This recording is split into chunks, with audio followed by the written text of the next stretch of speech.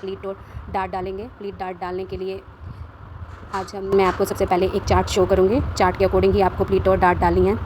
Dart डालेंगे। Dart डालने के लिए हमें कहाँ पर पॉइंट चाहिए, डाउन नीचे, यहाँ से नीचे कहाँ पर डार्ट डलेगी उसका हम देखेंगे। उसके लिए हम सबसे पहले, अगर आपकी वेस्ट 32 से 34 के बीच में है तो 11 इंच नीचे आपकी डार्ट डलेगी। अगर उससे नीचे 36 से 38 है तो 12 इंच पर, 40 से 42 है तो भी 12 इंच पर, और 44 से 46 है तो आपको 13 इंच डाउन आपने डार्ट डालनी है। शोल्डर से नीचे आपने ये एक डॉट लेनी है, वहाँ से नीचे आपकी डार्ट डलेगी। और विड्थ जो होगी आपकी 3.5 की। अगर आपकी वेस्ट 15, 16, 17 है तो उसकी विड्थ जो होगी वो 3 इंच की होगी। अगर इससे ज़्यादा है, 20 से 23 के बीच में है, तो आप 3.5 इंच की विड्थ लोगे फोल्डेड साइड से। चलिए अब डार्ट डालते हैं। डार्ट डालने के लिए ये मेरे कुर्ते की साइज़ है, इसमें हम अब मार्किंग करेंगे। शोल्डर से नीचे लेंगे। ये 34 इंच का है तो इसलिए मैं इसको 11 इंच पर मार्क करूँगी। 11 इंच पर एक डॉट लगाएंगे। डॉट लगाने के बाद इसकी विड्थ लेंगे। विड्थ हमारी इसमें 3.5 जाएगी। 3.5 की जहाँ पे यहाँ से यहाँ पे आपने एक रफ़ लाइन ऐसे ही डालनी है ताकि आपको पता लगे कि आपका पॉइंट कहाँ आया है, 11 इंच पर। अब 11 इंच से नीचे जो डार्ट डलेगी, इसका पेट ना तो मोटा है ना पतला है, इसलिए इसकी हम जो प्लीट लेंगे वो लेंगे 6.5 इंच की। 6.5 इंच पर डॉट लगाकर एक रफ़ लाइन ड्रॉ करेंगे।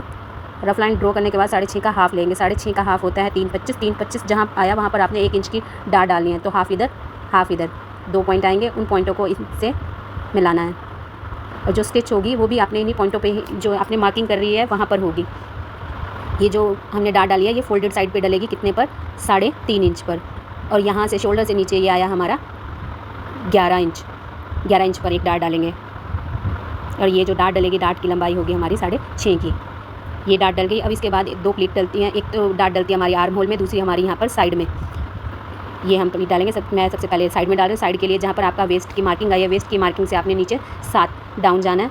7 इंच डाउन जाकर आपने एक मार्किंग करनी है। मार्किंग करने के बाद आपने जो आपके ये सेंटर में जो डार्ट आई थी उससे आपने 1.5 इंच स्ट्रेट 1.5 इंच आपने एक पॉइंट लगाना है।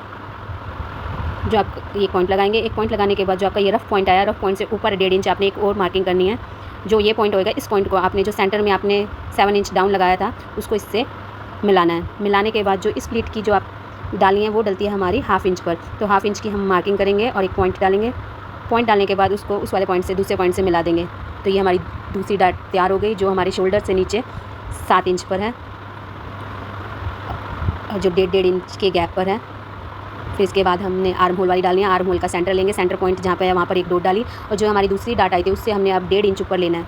1.5 इंच ऊपर लेकर हमने एक पॉइंट लगाना है। अब जो ये पॉइंट आया इसको भी आपने आर्म होल के पॉइंट सेंटर में जो पॉइंट आया था उससे इसको मिलाना है। मिलाने के बाद जो ये प्लीट की होती है इसमें भी हमने आधा इंच ही देना होता है मार्जिन, तो आधे इंच पर आपने एक मार्किंग करी और उसको उससे मिला दिया। तो इस तरह से ये आर्म होल की डार्ट भी आपकी डल गई और ये इस तरह से सी टाइप में कुछ आपको शेप दिखाई देगी।